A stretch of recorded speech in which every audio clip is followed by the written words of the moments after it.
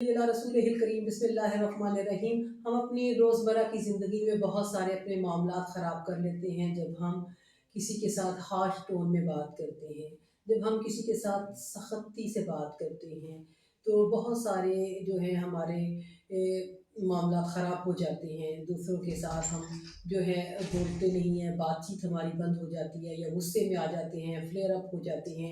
तो इसमें मैं हज़रत अबू दरदा रज़ी अल्लाह तआला अन्हा फरमाते हैं, आन सल्लल्लाहु अलैहि वसल्लम का इरशाद नकल करते हैं कि जिस शख्स को नरमी का हिस्सा मिल गया, इसको खैर का हिस्सा मिल गया, और जो शख्स नरमी के हिस्सा से महरूम रहा, वो खैर से मरहूम रहा। तिरमिज़ी। यानी अगर ये अंदाज़ा करना हो कि फ़लाँ आदमी में कितनी खैर और भलाई है, वो कितना लोगों के लिए अच्छे काम जो है वो कर सकता है, तो ये देखो कि उसके मज़ाज में कितनी नरमी है।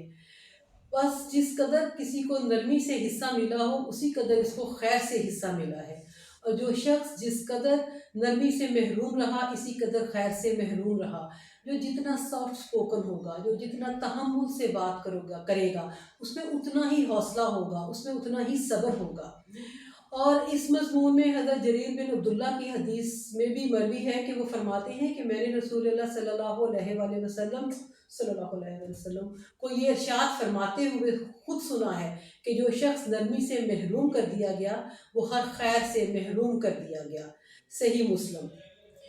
और हज़रत अब्दुल्ला बिन मौक्कल रज़ी अल्लाह ताला अन्हा की हदीस में है कि हज़रत सल्लल्लाहु अलैहि वसल्लम ने फरमाया कि अल्लाह ताला रफ़ीक यानी नरमी करने वाले के साथ हैं, उसके दोस्त हैं।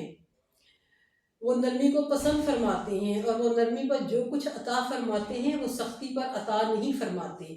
इसका मकसद ये है कि इसका मतलब ये है कि अगर मैं किसी के साथ भलाई करूँगी, नरमी का रवैया रखूँगी, उसके साथ अच्छा करूँगी, तो हो सकता है वो शख्स मुझे उसका अच्छा सिला ना दे, लेकिन अल्लाह रब्बुल इज़्ज़त की जो ज़ात है वो मुझे उससे अच्छा नवाज देंगे। इसी तरह हज़रत आयशा रज़ी अल्लाह ताला अन्हा जो है वो उनसे भी रवायत है कि अल्लाह ताला रफ़ीक नरमी करने वाले हैं, नरमी को महबूब रखते हैं, और नरमी पर वो चीज़ अता फरमाते हैं जो सख्ती पर अता नहीं फरमाते, और ना किसी चीज़ और चीज़ पर अता फरमाते हैं। सही मुस्लिम की ये हदीस है।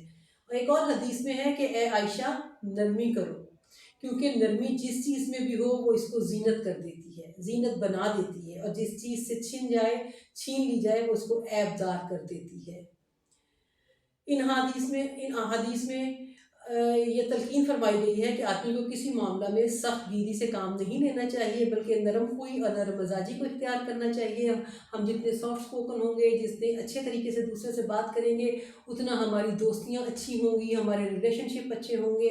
घर में बच्चों के साथ, शौहर के साथ, बीवी के साथ हम जितना अच्छे से बात करेंगे, नरमी से बात करेंगे, ऑफिस में कोलीग्स के साथ, सीनियर के साथ, जूनियर के साथ, अपने सपोर्ट स्टाफ के साथ हम जितना उनको हेल्प आउट कर सकते हैं करेंगे, उतना ही हमारे लिए बेहतर होगा।